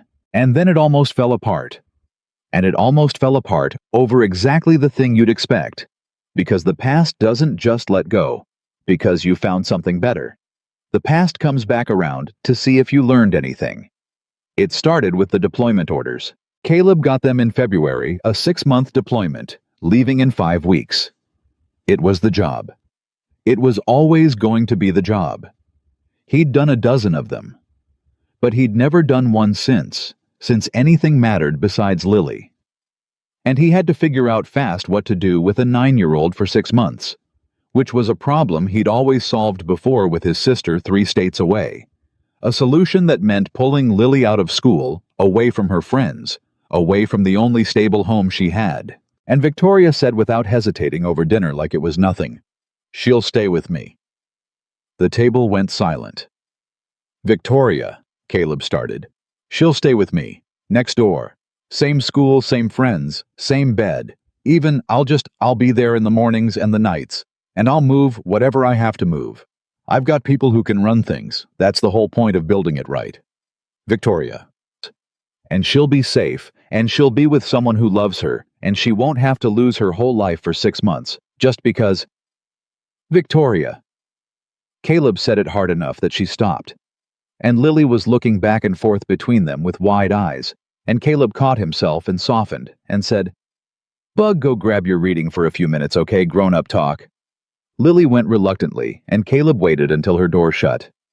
"You can't just offer that," he said quietly. "Why not?" "Because it's Victoria that's my daughter. That's not, you don't just take on somebody's kid for 6 months like it's a what?" And there it was, the ice coming up over her face the way it had that first night in the kitchen, the garage door coming down. Because the one thing Victoria Bennett could not stand, the one thing in all the world, was being told she was overstepping, offering too much, being too much, the exact word the man had used 15 years ago. Like it's a merger, Caleb? Is that what you were going to say? That I'm treating your daughter like a business deal? That's not what I... Because that's what he said. Different words. Same thing. I offer everything I have, and somehow that makes me the problem. Hey, hey. Caleb reached across the table, but she pulled her hand back. That is not what this is. Look at me. That is not what this is. Then what is it? And Caleb Mitchell sat there and had to find the true words fast because he could see it. He could see 15 years of a woman being punished for offering too much, and he could see her about to file this away as more proof that her love was a burden nobody wanted, and he could not let that happen. He could not let her walk away from this table believing that because it wasn't true, it was the exact opposite of true. It's that you're offering me the biggest thing there is, he said. That's what it is. You're offering to take care of the one person on this earth I'd die for 6 months. And I'm not pulling back because it's too much, Victoria. I'm pulling back because it's so much, I don't know what to do with it. You understand? He couldn't handle you giving a lot. I can't handle you giving everything. Those are not the same problem. His problem was he felt small next to you. My problem is, I'm sitting here realizing I'd trust you with my child, which is more than I've trusted anybody with since Sarah died. And that scares the living hell out of me. Because it means I'm already in deeper than I ever meant to get, and I've got a deployment in 5 weeks, and if I let myself lean on you like that, and then something happens to me over there... His voice cracked clean in half. Then I've done to Lily the exact thing I swore I'd never do. I'd have let her love 2 mothers and lose 2 mothers. And I can't, Victoria. I can't gamble her heart like that. Not even for you. Especially not for you because you're the first thing that's ever made me want to. The kitchen was dead silent. Victoria's ice had melted somewhere in the middle of that. She was staring at him, and her eyes were full, and she understood finally fully that he wasn't rejecting her. He was doing the same thing she did. He was standing at the edge of the cliff, terrified, holding a child's hand behind his back. Caleb, she said very quietly, can I tell you what I heard just now? He nodded, not trusting his voice. I heard a man tell me he's afraid to let me love his daughter because he might die and leave her grieving 2 mothers. She took a breath. Do you know what I didn't hear? I didn't hear a man who doesn't want me in his family. I heard a man who's already decided I'm in it and is terrified of what that costs. Those are opposite problems, Caleb. You just said it yourself. So let me say the thing back to you that you said to me on that porch. She reached across the table, and this time, she didn't pull back. She took his hand and held it. You're not too much for me, and I'm not too much for you. We are for the first time in either of our lives exactly enough, and I am not going to let you push me out of this family out of fear the same way I'm not going to let myself run out of it out of fear. We don't get to do that anymore. We used up our whole lives doing that. We're out of years to waste. Caleb looked down at her hand holding his. And if I don't come back, he said, barely above a whisper, then I will spend the rest of my life making sure that little girl never doubts for 1 single second that she was loved by everyone who ever got the privilege of knowing her father, Victoria said, and her voice didn't waver at all. That's not a merger, Caleb. That's a vow. I don't make them often, but when I make one, I have never not once in my life broken it. Ask anyone who's ever done business with me. My word is the only thing I never learned how to break. And from the hallway, where a 9-year-old had absolutely not gone to do her reading, and had instead been listening at the crack of her door the entire time, came a small, wobbly, fierce voice. I already decided she can stay with me, Dad. So it's decided. And I'm usually right. And Caleb Mitchell put his face in his free hand and laughed and cried both at once, both at the same time, the way he'd told Victoria weeks ago that grief and love came, and Victoria came around the table, and Lily came out of the hallway. And the 3 of them ended up in a knot in the middle of the small kitchen, holding on to each other. 1 soldier and 1 CEO and 1 9-year-old. All 3 of them terrified. All 3 of them, in all 3 of them. Finally, after all these years done running. Okay, Caleb said into the top of his daughter's head, his arm around a woman he'd sworn he'd never love. Okay, she stays with you. When I'm gone, she stays with you. She stays with me, Victoria said. I'm right here. Lily pointed out, muffled from the middle. "You can just talk to me. I'm right here." And they laughed, all three of them, and held on, and did not let go for a long, long time. The 5 weeks went too fast, the way the last of anything always does. Caleb spent them teaching Victoria the things you only learn about a child by living with one. He wrote it all down, pages and pages, because a Navy man plans for contingencies, and this was the most important contingency he'd ever planned for. Lily's inhaler was in the top left kitchen drawer, and she needed it before soccer, even when she said she didn't. She had a nightmare about once a week, always the same one, always about her mom's car. And the thing that worked was not talking about it, but making cinnamon toast at 2 in the morning and letting her eat it in Caleb's bed with the lamp on until she fell back asleep. She'd tell you she wasn't scared of the dark. She was scared of the dark. She'd deny it to her grave. Victoria took notes like it was the most important merger of her life, because it was. "Cinnamon toast," she repeated, writing. "Lamp on. Don't talk about the dream." Don't talk about the dream. She'll want to talk about everything else on God's green earth to avoid talking about the dream. Let her. She's stalling till she's calm enough to sleep. Just let her stall. Let her stall. Victoria wrote it down. Then she looked up. "Caleb, what if I do it wrong? What if she has the nightmare and I make cinnamon toast, but I do it wrong? I say the wrong thing. I'm not. I don't know how to be a mother. I never had a good one. I don't have the instinct for it. Victoria." Caleb took the notebook out of her hands gently and set it down. "You are the only person besides me that I would trust with this. You know why. Why? Because you're the only person who's this scared of getting it wrong. The people who'd get it wrong are the ones who aren't scared. They're the ones who think it's easy. You're terrified of failing her. That terror. That's the instinct. That's exactly the thing you think you don't have. A woman who takes notes at midnight about cinnamon toast because she's afraid of failing a child that isn't even hers. That's the most maternal thing I've ever seen in my life. You just never got to find out because nobody ever handed you anything worth being that scared of." Victoria had to look away. "I'm going to memorize every page," she said. "I'm going to know it cold." "I know you will. And I'm going to write you every day. And I'm going to make her write you every day even when she complains. And I'm going to—" Her voice was getting away from her, and she stopped and pressed her hand flat on the notebook and steadied. "I'm going to bring her back to you exactly the way you left her. Better. I'm going to bring her back better. And you're going to come home, and you're going to be so annoyed at how much math she knows." Caleb laughed, but it was thick. Deal. The night before he shipped out, the 3 of them made the mac and cheese together, the real way. Slow roux, 3 cheeses, no rushing. And afterward, Caleb sat on the edge of Lily's bed for a long time. "You're gonna be okay," he told her. "I know. You're gonna stay with Victoria. She's got the notebook. She knows the whole thing. She knows about the toast. She knows about the toast." Lily was quiet. Then in the small, honest voice she only used at night, "What if you don't come back like Mom?" And there it was. The thing under everything. The thing a 9-year-old carries around all day behind a shark shirt and jokes about Bobby and only lets out in the dark. Caleb didn't lie.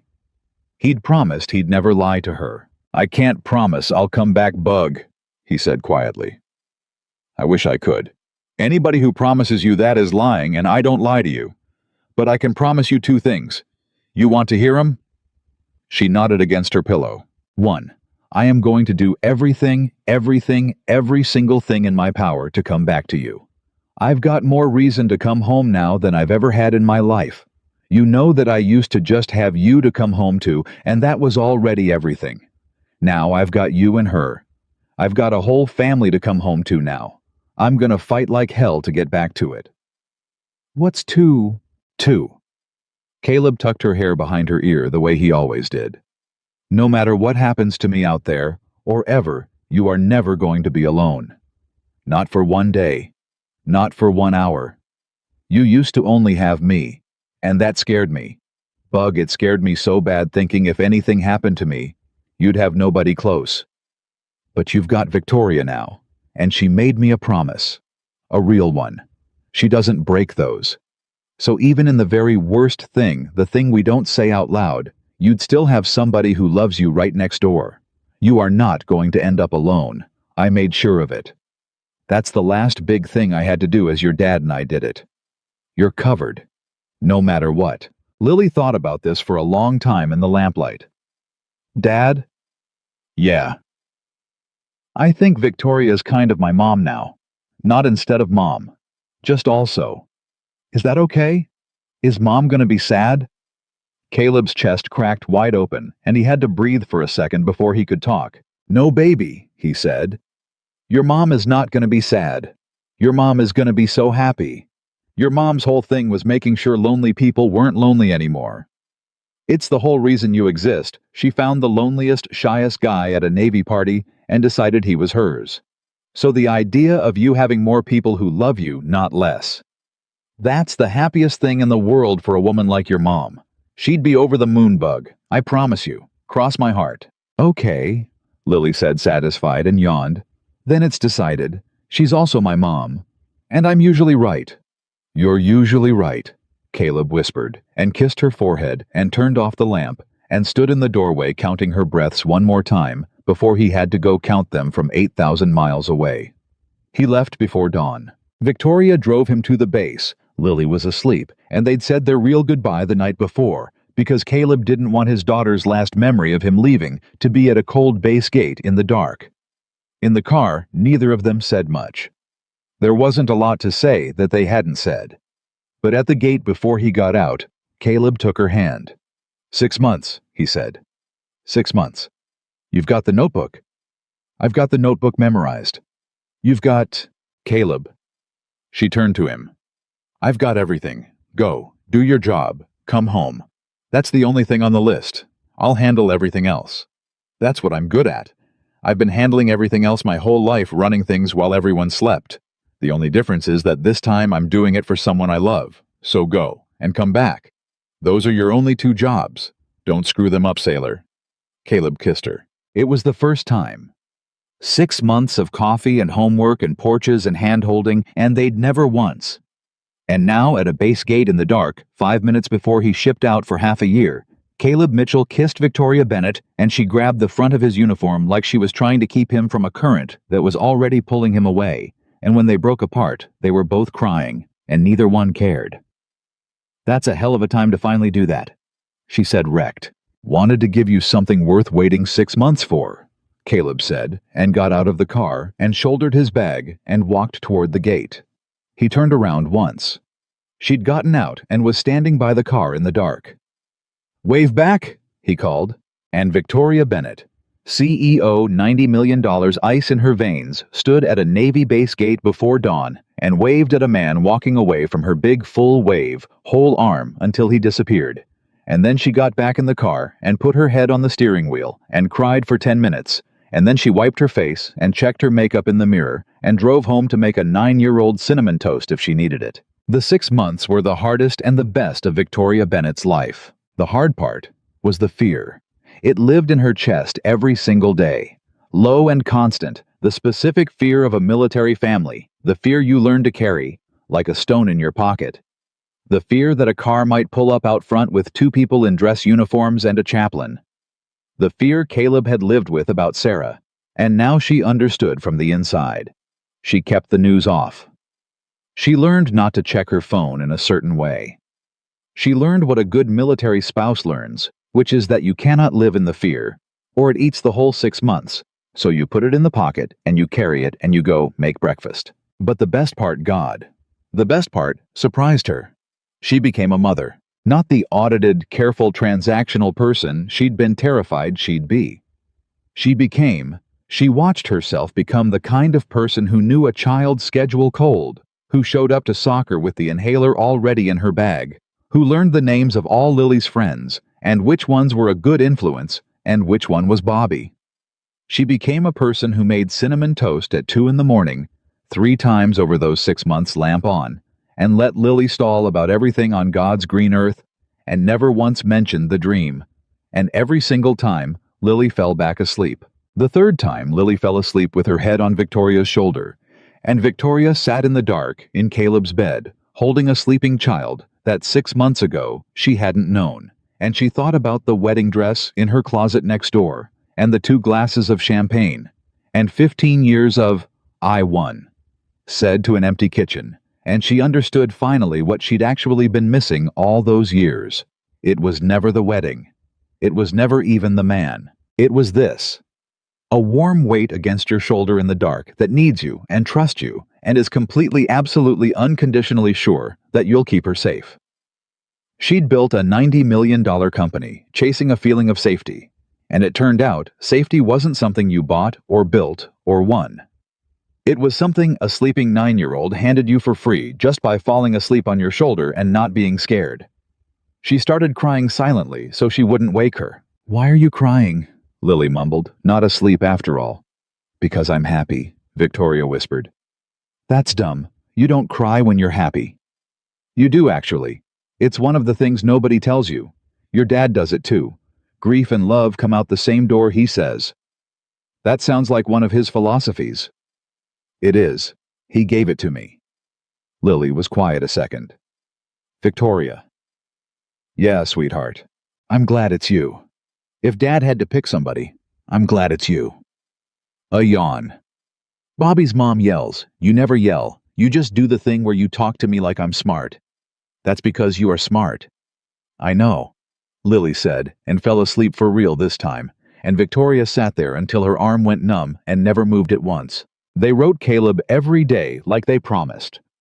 Lily's letters were full of soccer and Bobby, and how much math she now knew, which she reported with the specific glee of someone planning to show off.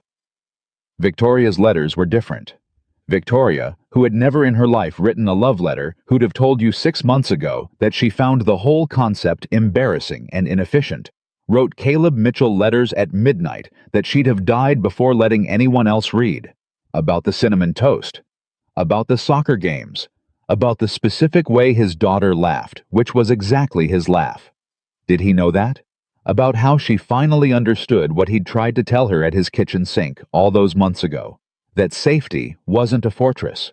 It was a table you set, and she'd spent her whole life building the wrong thing. And she wrote once in a letter she almost didn't send, "I used to take a wedding dress out of my closet every year and drink champagne to a man who left me to prove I'd won. I haven't opened that closet in 6 months. I don't need to prove I won anymore. I already won. I won the whole thing. It just didn't look anything like I thought it would. It looks like a 9-year-old asleep on my shoulder and a soldier I'm counting the days home. Come home, Caleb. The dress can stay in the closet. I've got something better to wear it for now when you're ready. No rush, but I'm keeping score." She mailed it before she could lose her nerve. Caleb read that letter 8,000 miles away, sitting on the edge of a rack in a berthing compartment, and he read it 4 times, and then he folded it up and put it in the chest pocket over his heart. The same pocket where he'd carried a picture of Sarah for a decade, and he did not take it out for the rest of the deployment. And the men who saw his face when he read it stopped asking what was in the letter because they'd all been in the Navy long enough to know that look, and to know you leave a man alone with it. He almost didn't come home. That's the part nobody in that little house on the Naval Base Street knew until much later, and Caleb never told Lily the details, and only told Victoria years afterward, once on a porch in the dark, the only say it if nobody's looking way. There was an incident. 4 months in. The kind of thing that makes the news as a paragraph with no names, or doesn't make the news at all. Caleb Mitchell did his job the way he'd always done his job, the way he'd told his daughter he would fought like hell to come home. And part of doing his job that day meant putting himself between the worst of it and 3 younger sailors who had their whole lives in front of them, and it cost him. Not everything, but it cost him. He came out of it with a wound that would have killed a man who wanted to live a little less, and a long stretch in a hospital bed, and a lot of hours flat on his back, staring at a ceiling with a letter in his chest pocket, doing the only thing there was to do, which was decide every single hour to keep coming home. They didn't tell Victoria for 2 days. Military notification is a careful, terrible machine, and Caleb had listed her.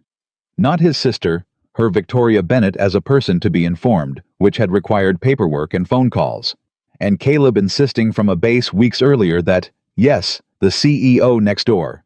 Yes, she's family. Yes, I know she's not blood, put her on the form. So when the call came, it came to Victoria. Not two officers at the door.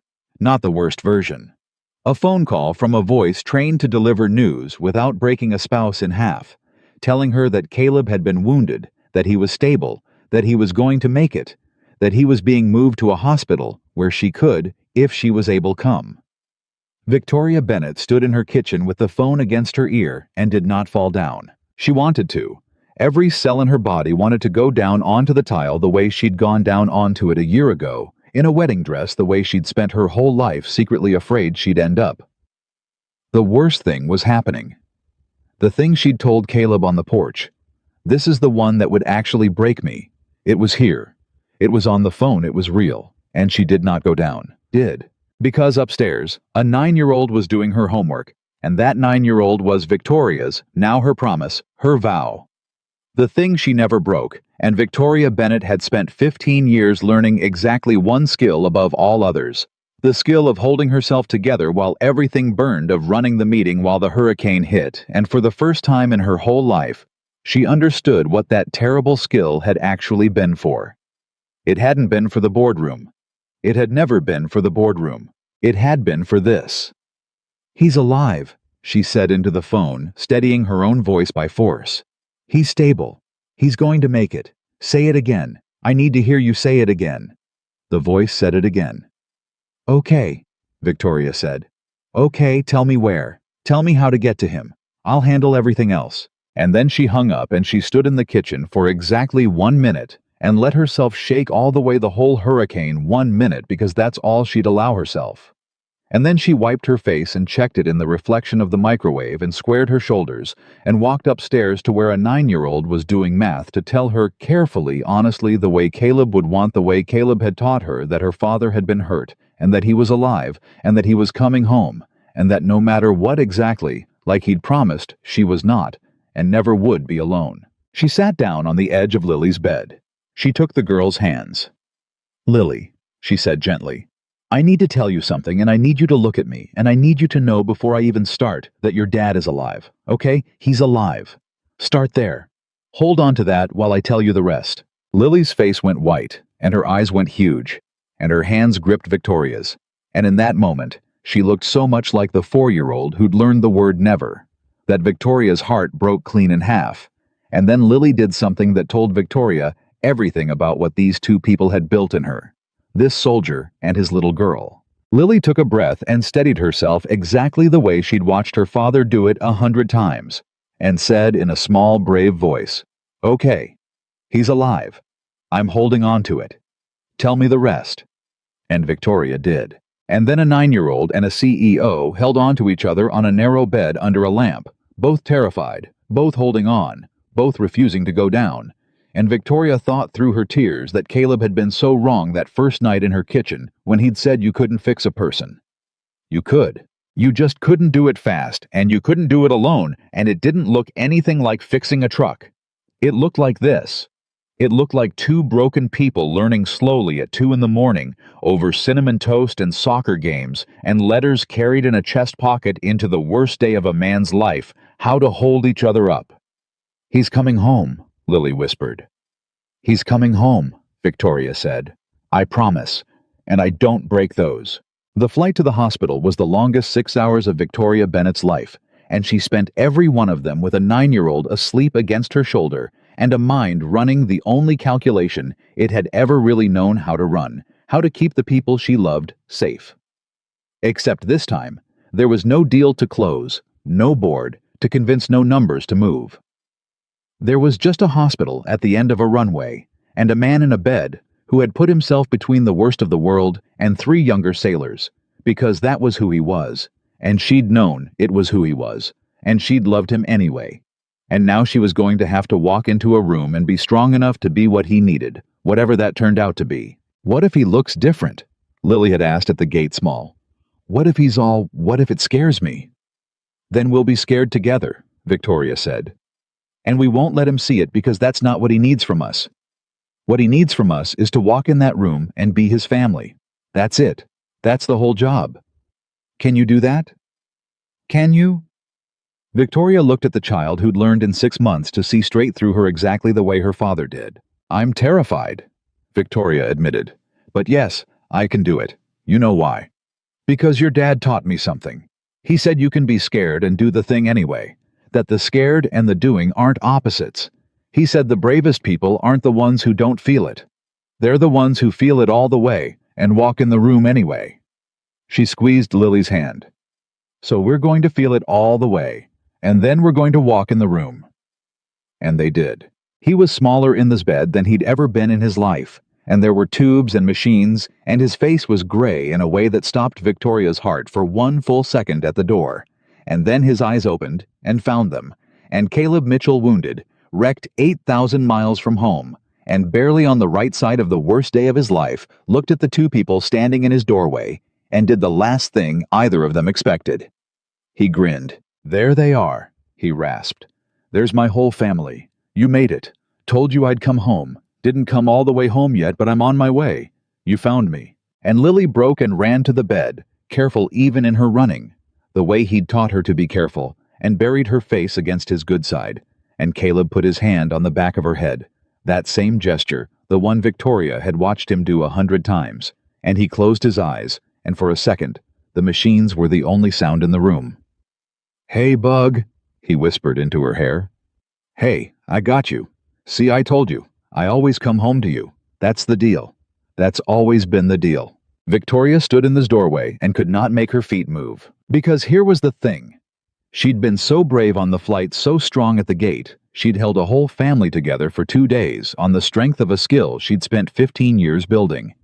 And now that she was here, now that she could see with her own eyes that he was alive, the strength ran out all at once, the way it does, the way it always does, the second you're finally allowed to stop holding. Her knees went. She grabbed the doorframe, and Caleb saw it. Of course he saw it. Even like that, even from a hospital bed, he saw her the way he'd seen her the first night on her kitchen floor, straight through the paint all the way down to the part nobody was supposed to reach. Hey, he said. Hey, Victoria, look at me. She looked at him. Come here, it's okay. You can let go now. You held everything. I know you did. I know exactly what you did these last 2 days. I know what it cost you. You can put it down now. I'm right here. Come put it down. And Victoria Bennett walked across a military hospital room and did the thing she had never once done in front of another living soul in her entire adult life. She let go. She sat down on the edge of his bed, careful of the tubes, and she put her face in her hands, and she came apart completely. The whole hurricane she'd been holding back for 2 days, and Caleb Mitchell reached up with the arm that still worked and pulled her down against his chest, against the pocket where her letter had ridden through the worst day of his life, and held her while she shook. I thought I'd lost you, she said into his hospital gown. I stood in the kitchen and I thought, this is the one that breaks me. This is the exact thing I spent my whole life making sure could never happen, and it happened anyway, and I couldn't stop it. I had all the money in the world, and I couldn't stop it. I know. I don't want to be safe anymore, Caleb. I spent 40 years trying to be safe. I don't want it. Being safe is being alone. That's all it ever was. Safe just means nobody close enough to hurt you, and I don't want that. I want this. I want the thing that could break me. I want it so bad. You've got it, Caleb said, and his own voice was breaking now. You've got it, Victoria. You've had it for a while now. I've just been too banged up to say it right. He pulled back enough to look at her, and Lily was still tucked against his other side, watching them both with wet eyes. And Caleb Mitchell looked at the 2 people who were his whole entire world and said the thing he'd been carrying home for 4 months. I want to marry you. I've wanted to marry you since about the 3rd cup of coffee showed up on my hood. I wasn't going to do it like this. I had a whole plan. I was going to do it right at the garden with Lily, the whole thing. But I'm laying here full of tubes, realizing I almost ran out of time to say it, and I am done. I am done wasting time. I might not have. So I'm asking you now badly from a hospital bed, looking like something the cat dragged in. Victoria Bennett, marry me. Be Lily's mom for real, on paper, forever. Let me be the man who never once asks you to be smaller, so I can feel bigger. Marry me. The room was silent, except for the machines. "You don't have a ring?" Victoria said, wrecked laughing, crying. "I've got an anchor," Caleb said. "Look in the lily, the bag, the little box top of the bag." Lily scrambled for it. "I had it made before I shipped out. It's not a ring, it's a necklace. I was going to give it to you at the garden, an anchor. 'Cause my whole life's been about protecting people, holding the line being the thing that doesn't move when everything else does. And you're the first person who ever made me want to build something instead of just protect it. So, it's an anchor. For strength and for staying and for the two of us being each other's from here on out, no matter what water we're in." Lily got the box open with shaking hands and held it up, and there it was, a small silver anchor on a chain. And Victoria looked at it and looked at the man in the bed and looked at the little girl holding the box. Her little girl, her family.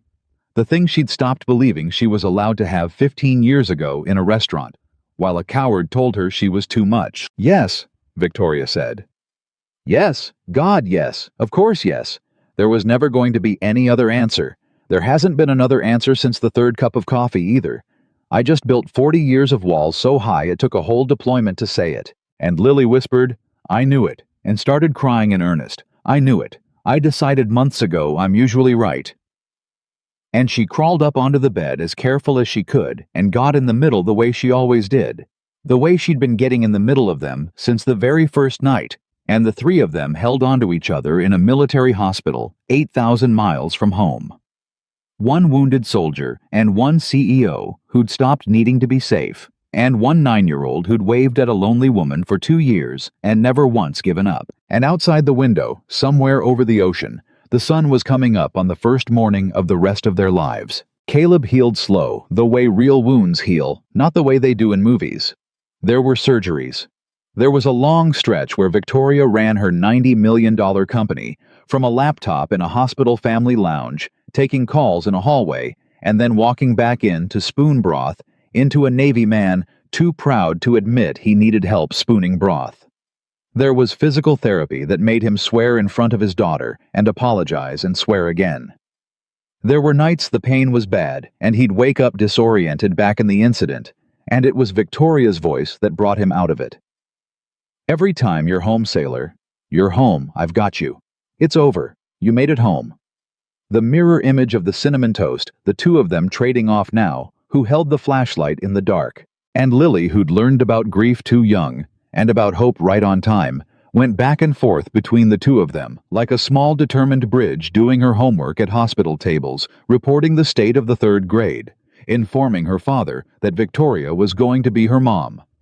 "On paper now, for real. It's decided, and I'm usually right," until Caleb had to laugh even when laughing hurt his stitches. They came home in the spring. The whole street knew by then you can't keep a thing like that quiet, a wounded sailor, and the CEO, who never left his side. And when the car finally pulled into the driveway, careful over the bumps, because Caleb was still careful over bumps. There were neighbors on their porches, and there was a hand-painted sign that Lily and half the 3rd grade had made, "Welcome home, Dad." And there was, of all people, Bobby holding one corner of it, and Caleb got out of the car, slow, leaning on a cane he hated, and looked at all of it, and had to stand there for a second and just take it in. "You okay?" Victoria asked quietly at his elbow, not hovering just there. "Yeah," Caleb said thick. "Yeah. You know how many times I laid in that bed and pictured this exact driveway. This exact..." His voice went. "I didn't know if I'd get to see it. And here it is. And it's better than I pictured, 'cause when I pictured it, you weren't in it yet. Now you're in every part of it. The whole picture changed while I was gone." He looked at her. "You changed the whole picture, Victoria. You changed mine first," she said. "You changed mine on a kitchen floor a year and a half ago. I was sitting in broken glass telling myself I'd won, and you sat down next to me and told me I hadn't. And I hated you for it for about 4 seconds, and then I loved you for it for the rest of my life. Now come inside, sailor. Your daughter made a sign. Bobby helped. Don't ruin it by crying on the lawn." "I'm gonna cry on the lawn," Caleb warned. "I know you are. I love you anyway. Come inside." They were married in the fall, a year and a half after a wedding invitation neither of them wanted in the same garden where no. Let's tell it right because they told it right at the wedding and it matters. Because the garden they got married in was not chosen at random. It was the garden of the wedding they'd both attended that first summer, back when they were barely neighbors. The wedding, Victoria almost didn't go to because weddings reminded her of the future. She'd lost the wedding where her sister got married and threw a bouquet that landed of all places in Victoria's reluctant hands. Except that's not what happened, and Caleb standing up to give the strangest, best wedding toast anyone there had ever heard set the record straight. A lot of you have heard a version of how Victoria and I got together, Caleb said, standing at the front of the garden with his cane, which he still used and had stopped hating once. Victoria pointed out it made him look distinguished. You've heard we met at a wedding. That she whispered that a wedding dress was beautiful, and I said something charming. It's a nice story. It's not true. I want to tell you the true one because the true one's better, and because my daughter, who's 9 going on 40, informs me the true one is the only one worth telling, and she's usually right. Lily, in a dress she'd chosen herself, and a scowl of intense pride, nodded from the front row. The truth is, I met Victoria Bennett on her kitchen floor, Caleb said, and the garden went quiet. I'd lived next to her for 2 years and barely said a word to her, 'cause the whole neighborhood had a rule you did not knock on that woman's door. And then one night, I heard glass break, and I heard a sound I'd made myself once on a bad floor on the worst night of my life. And I broke the rule. I went over, and I found the most powerful woman I'd ever met, sitting in broken glass holding a wedding dress she never got to wear, drinking champagne to a man who left her 15 years before, and she told me to get out, and I sat down on the floor instead.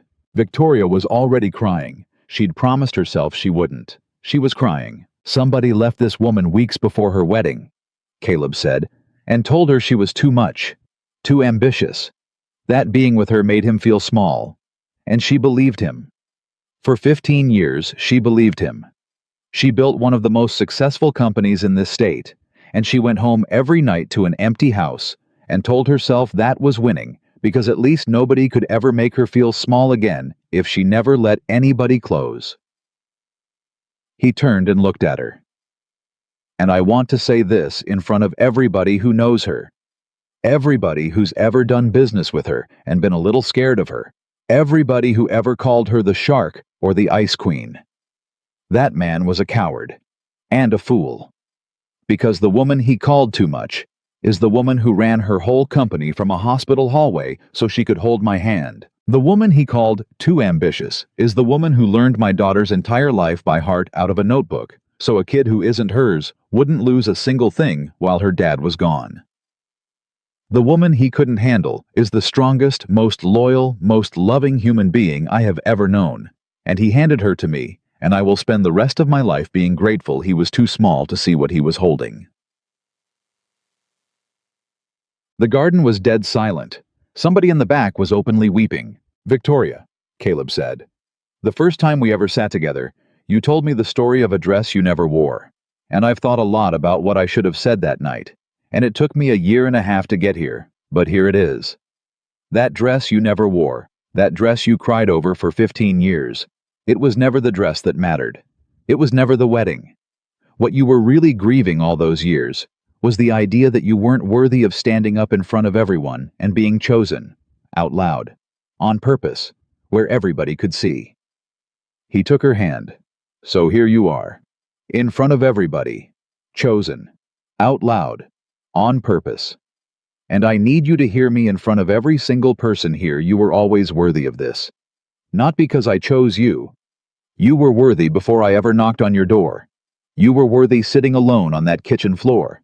You were worthy every one of those 15 years you spent believing you weren't. All I ever did, all I'll ever do, is remind you of a thing that was already true.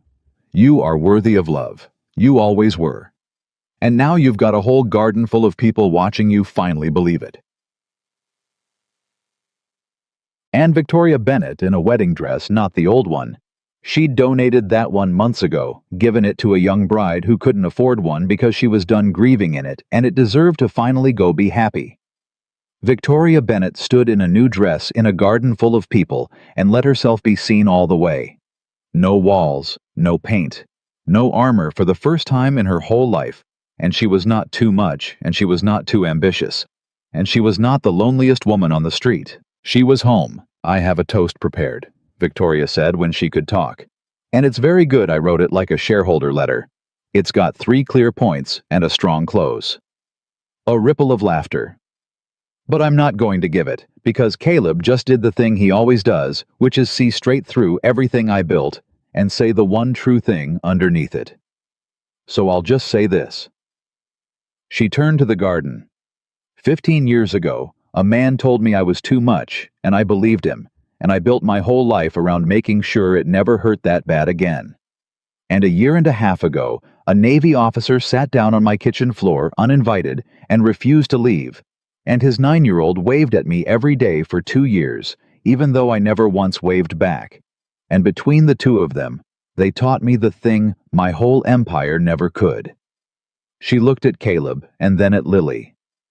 Being safe was never the goal. I had safe.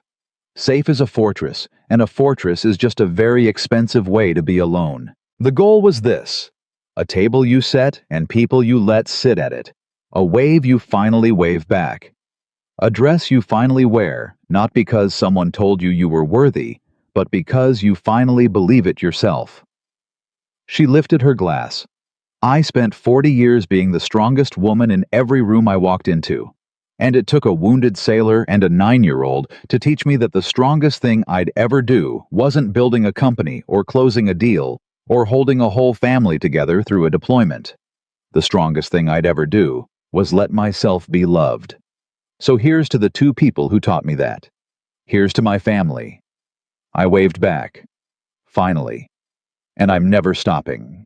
And Lily, who could not be contained, who had waited a year and a half for this exact moment, yelled from the front row. "I told you," she'd wave back, 2 years. "I never gave up."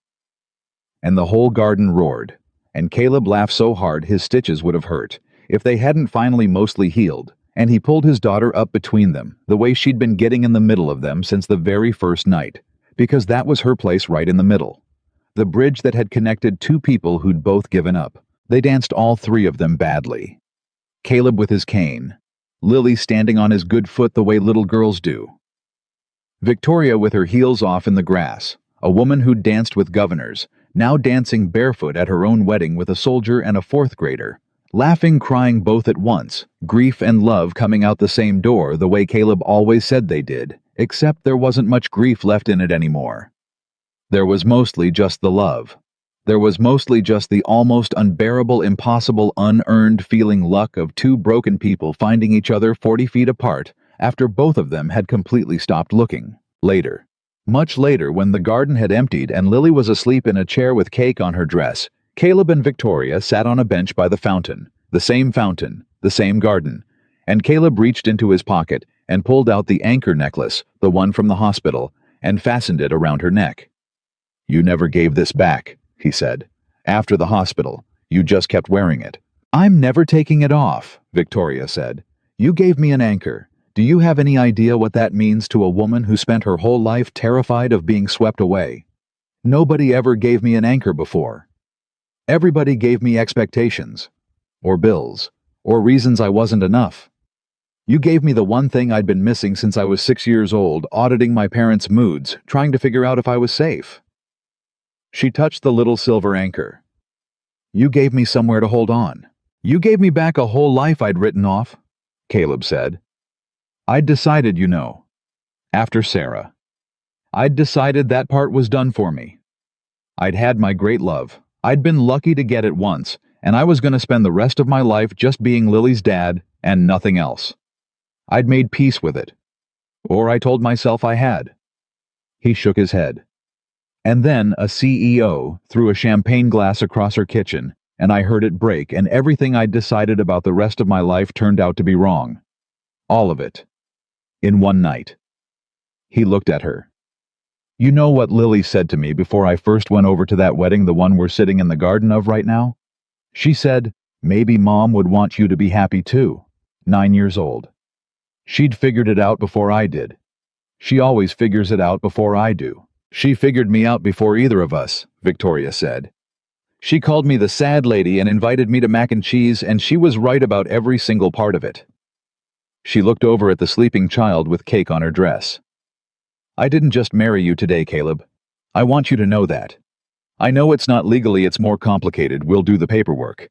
But in my heart today, I didn't just marry you. I married her. That little girl is mine now. Not instead of Sarah. Also, forever. On paper and off it. She's mine. And I will spend the rest of my life making sure she never doubts for one single second that she was loved by everyone lucky enough to know her father. That's the vow you made me, Caleb said quietly. In the kitchen, before I deployed. I don't break those, Victoria said. I told you, my word's the only thing I never learned how to break. And Caleb Mitchell looked at the woman beside him. The CEO. The whole neighborhood had been afraid of the woman who'd sat alone in broken glass, grieving a dress she'd never wear. The woman who'd run an empire from a hospital hallway and learned his daughter's whole heart out of a notebook, and waved at him from a base gate until he disappeared and never once, not one single time, broken her word, and he understood finally completely the thing that had taken him 5 years and 1 wounded deployment and a year and a half of coffee on the hood of a truck to understand. The promise he'd made at Sarah's grave all those years ago, holding a 4-year-old who kept asking when mommy was coming back. The promise that had shaped every single day of his life since the promise to protect his family, to keep Lily safe, to make sure that little girl never felt unloved for one day of her life. That promise hadn't ended. It had grown. It had started as one grieving man's vow to shield one small child from a world that had already taken too much. And somewhere along the way, on a kitchen floor over slow-cooked mac and cheese, through a deployment and a hospital bed, and 2 years of a wave, finally answered, it had become something bigger than he'd ever imagined standing at that grave. It had become a family. Not the one he'd lost. Not a replacement for it. Sarah would always be the girl who walked across a room to the shy sailor nobody was talking to. And Lily would always carry her mother's laugh, and none of that was going anywhere. But alongside it, built on top of it, a second act nobody gets promised and almost nobody dares to reach for. He'd spent his whole life being the man who protected people, the one who put himself between the worst of it and everyone else, the immovable thing when the water got rough. And Victoria Bennett had reached into all of that and found the one thing underneath it that even he hadn't known was there, that a man can spend his whole life protecting a home and still quietly be missing one. That you can hold the line for everyone else and have no one holding it for you. That the bravest thing a strong man ever does is let himself be someone's too. Hey, he said softly. Hey, she said. Thank you, Caleb said, for throwing that glass, for breaking that rule about not talking to me, for leaving coffee on my truck, for learning the cinnamon toast, for running your company from a hallway so you could hold my hand, for every single day of it. Thank you for not staying safe. Victoria leaned her head on his shoulder, the anchor at her throat, catching the last of the garden lights, and across the way, their daughter slept with cake on her dress, and a whole life of being loved stretched out ahead of her, and the fountain ran the way it had the first summer, and everything that had been broken in both of them had finally at long last found its way home. I'm done being safe, Victoria whispered. I'd rather be yours. You are, Caleb said. You have been for a while now. We just finally said it out loud in front of everybody on purpose. And that, in the end, was the whole thing. That was the answer to the question a lonely woman had whispered in a garden a year and a half before looking at a wedding dress and believing with her whole broken heart that she would never ever wear one. She'd said a dress was beautiful because she'd stopped believing she was allowed to be. And a wounded Navy father, who knew everything there was to know about loving someone you're terrified to lose, had spent a year and a half giving her the only answer that ever mattered.